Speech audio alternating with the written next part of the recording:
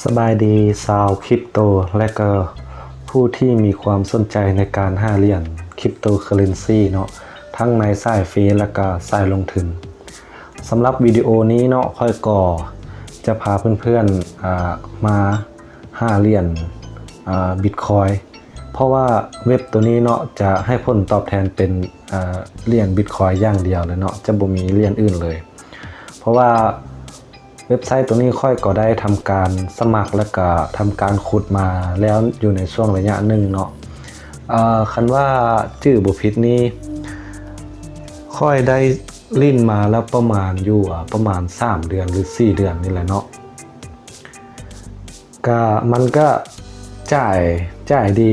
แล้วก็ขุดได้เป็นปกติอยู่เนาะสำหรับเว็บไซต์ตัวนี้ก็เป็นเว็บไซต์ชื่อว่าตัวนี้เลยนี่คริปโตวินเนาะตัวนี้เนาะ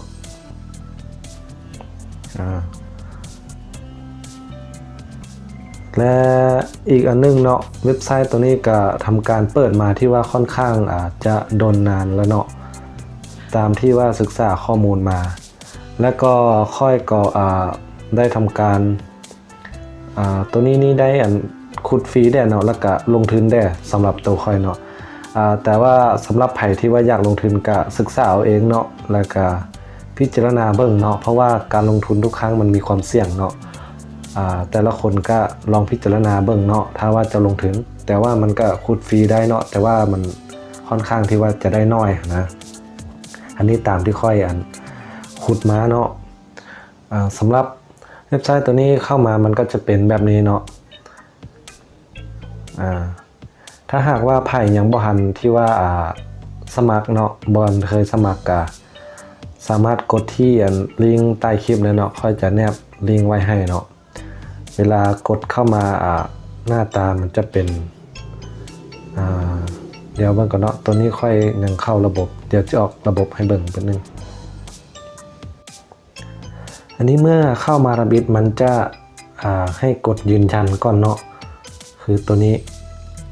ให้เรามาหมายติ๊กตัวนี้เนาะว่าเราเป็นชั้นเป็นมนุษย์เนาะเราก็กดเข้าไปลดมันจะให้เราเลือกภาพเนาะให้มันตรงกับตัวนี้คันว่ารูปตัวนี้เป็นอย่างกาให้เลือกตามรูปตัวนี้เลยอันนี้มันให้เลือกสิงโตเขาจะเลือกก่อนสิงโต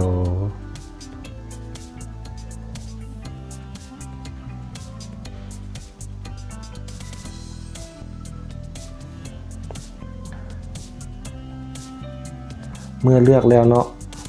พัดเข้าระบบคือเก่าบ่แม่นเดี๋ยวแป๊บนึงเนาะ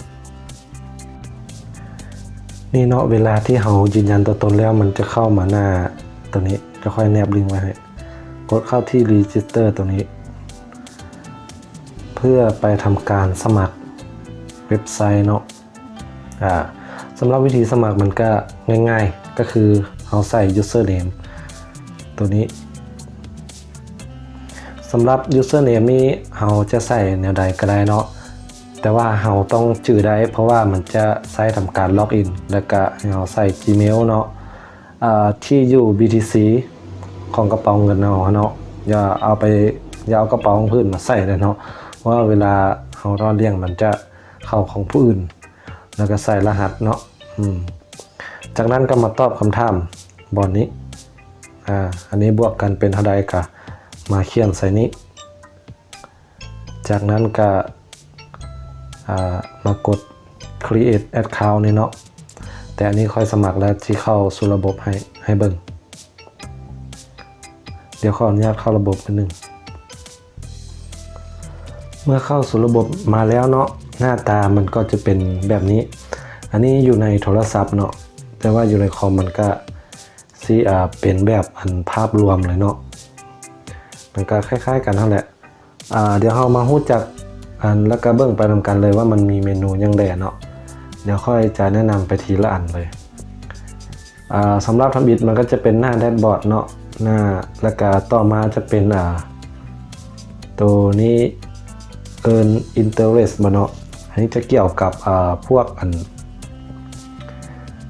การฝากเนาะ หรือว่าเราจะเอาเหรียญเฮาหั่นเนาะมาฝากหรือว่ามาสเต็กเพื่อรับดอกแล้วก็ตัวต่อมาจะเป็นรีวาร์ดเนาะรีวาร์ดก็คือเวลาเฮาให้เฮาสามารถรับบิตคอยได้ฟรีๆเนาะทุกๆ15นาทีมันจะสุ่มให้เนาะระหว่าง254ซาโตชิเนาะและตัวที่4จะเป็นการเบิ่งแอดโฆษณาเนาะเพื่อรับบิตคอยแล้วก็ตัวต่อมาจะเป็นลอตเตอรี่เนาะเป็นการซื้อหวยตัวต่อมาจะเป็นตัวนี้มันจะเป็น BTC Multiply มันเป็นตัวคูณเนาะตัวนี้ก็คล้ายๆคือกับลอตเตอรี่เนาะคือเป็นการลิ้นไฮโลลิ้นเกมเนาะแต่ว่าก็ค่อยกับบ่อยากแนะนำหั่นแหละเพราะว่าเวลาที่มันได้หลายอยู่แต่ว่าสุดท้ายมันก็เฮ็ดให้เฮาเสียไปคือเก่านะอันนี้ถ้าหากว่าไผ่มีดวงหรือว่ามีความรู้เนาะก็ลองพิจารณาเองว่าจะลิ้นหรือบ่ลิ้นสำหรับออฟเฟอร์นี่ก็บ่เคยใช้จักเทื่อขอผ่านแล้วก็ถ้าตัวต่อมาจะเป็นแอดเว็บไซต์ตัวนี้ก็บ่ค่อยได้ใช้เนาะแล้วก็จะบ่ขอแนะนำแล้วก็ตัวสำหรับตัวสุดท้ายนี้เนาะมันจะเป็นข้อมูลของเฮาเก็ตกันเนาะเอามาเบิ่งตัวทำบินเลยหน้าแดชบอร์ดเนาะมันก็จะขึ้นว่าบาลานซ์เฮามีเท่าใดแล้วปัจจุบันเนาะแล้วก็คริปโตคอยอันนี้ก็จักว่ามันหยังบ่เห็นว่ามันขึ้นจักเทื่อแล้วตัวต่อมาจะเป็นตัว withdraw เนาะตัวนี้มันจะบอกว่าเฮาถอนไปแล้วเท่าใดเนาะอันนี้ค่อยเคยถอนออกแล้วเนาะอยู่ที่200ซาโตชิเพราะว่าค่อยลองถอนเบิ่งคั่นนะ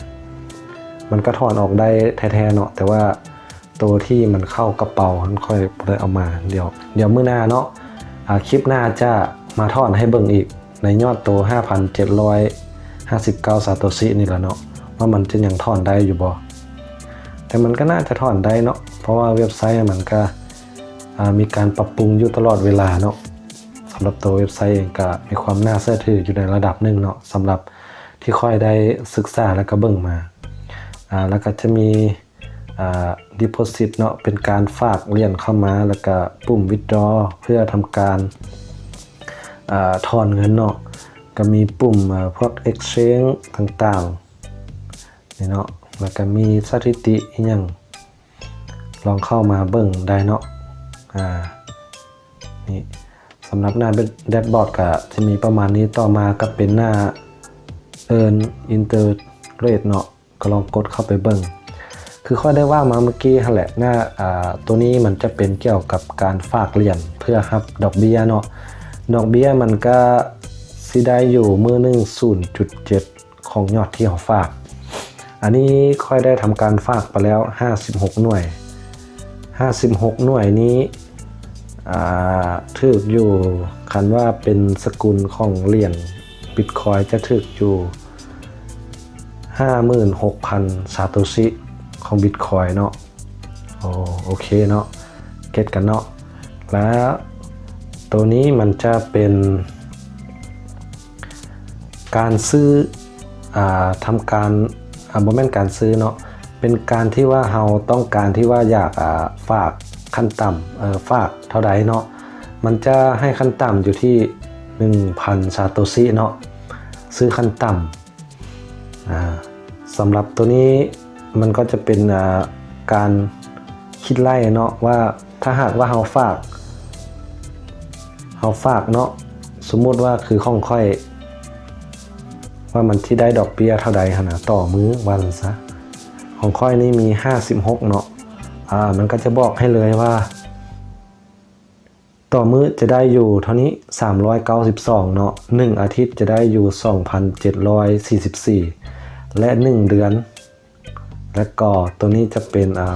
คันแม่นชื่อบ่ผิดนี้ที่แม่น6เดือนบอกสำหรับตัวนี้เนาะสำหรับเมนูตัวนี้ก็จะมีเท่านั้นเนาะอันนี้ก็จะมีแบบพวกสอบถามอีกอย่างเป็นการถามตอบเนาะ Q&A เนาะนี่เนาะสำหรับตัวนี้แล้วมาเบิ่งตัวต่อไปเป็นรีวาร์ดเนาะ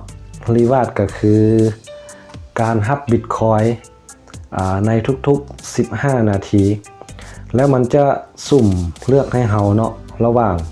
254ซาโตชิทุกคนสามารถมากดรับได้เนาะทุกๆ15นาทีวิธีกดรับก็มากดข้อนี้และจากนั้นไปแก้แคปชั่นเนาะแล้วก็กดรับได้เลยโอ้ยขออภัยเนาะเดี๋ยวเข้าไปนึงก่อนตัวต่อมาเนาะเฮามาเบิ่งคือตัวนี้เป็นการเบิ่งแอดโฆษณา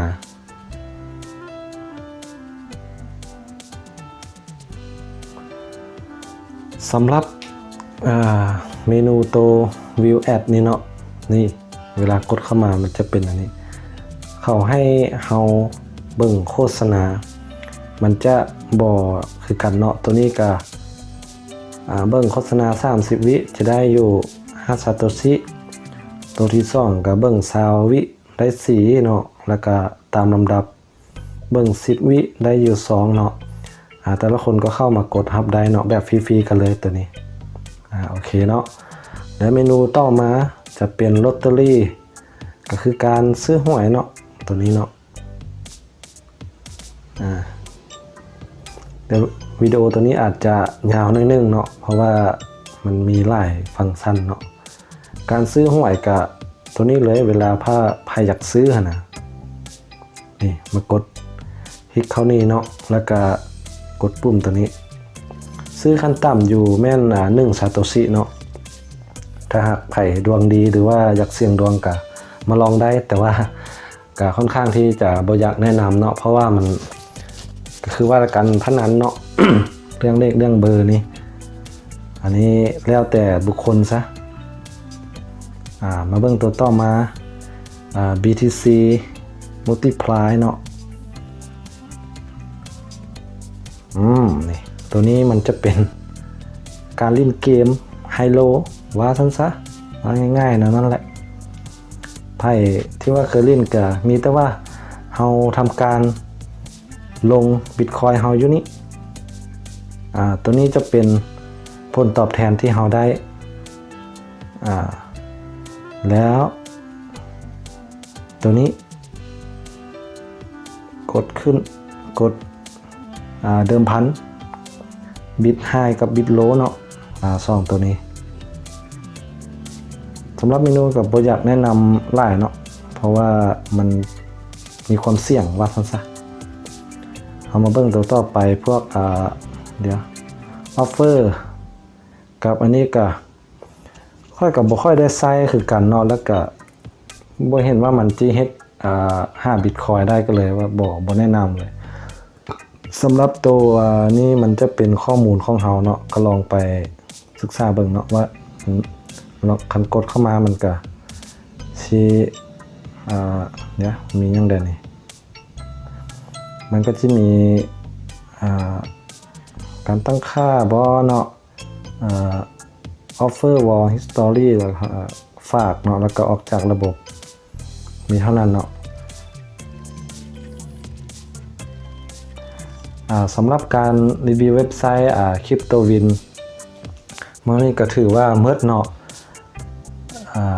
สำหรับเว็บไซต์นี้ก็ถือว่าค่อนข้างที่จะดีอยู่ในระดับหนึ่งแล้วก็มีความน่าเชื่อถือได้เนาะสำหรับตัวค่อยถ้าหากว่าใครสนใจเนาะก็สามารถทำการสมัครเนาะค่อยจะทิ้งลิงก์สมัครไว้กองคลิปนี้ให้เนาะและถ้าหากว่าใครเบิ่งแล้วเนาะมันมีประโยชน์แนวใดก็หรือว่าเป็นแนวใดก็สามารถคอมเมนต์ได้เนาะมาแลกเปลี่ยนหรือว่าพูดคุยกันได้ถ้าหากว่าค่อยที่ว่าข้อมูลมันตกหล่นก็ที่มาตอบให้เนาะแล้วก็ทุกคนสามารถติชมได้เพราะว่าค่อยก็จะนำไปปรับปรุงช่องให้มันดีขึ้นกว่าเก่าเนาะและก็ฝากให้ทุกคนเนาะช่วยกดติดตามแล้วก็หรือว่ากดปุ่ม Subscribe เนาะเพื่อบ่พลาด เวลาที่ค่อยลงคลิปใหม่ๆเนาะและก็เพื่อเป็นกำลังใจให้ค่อยได้เห็นคลิปต่อๆไปสำหรับคลิปนี้ก็ขอขอบใจเนาะบ๊ายบาย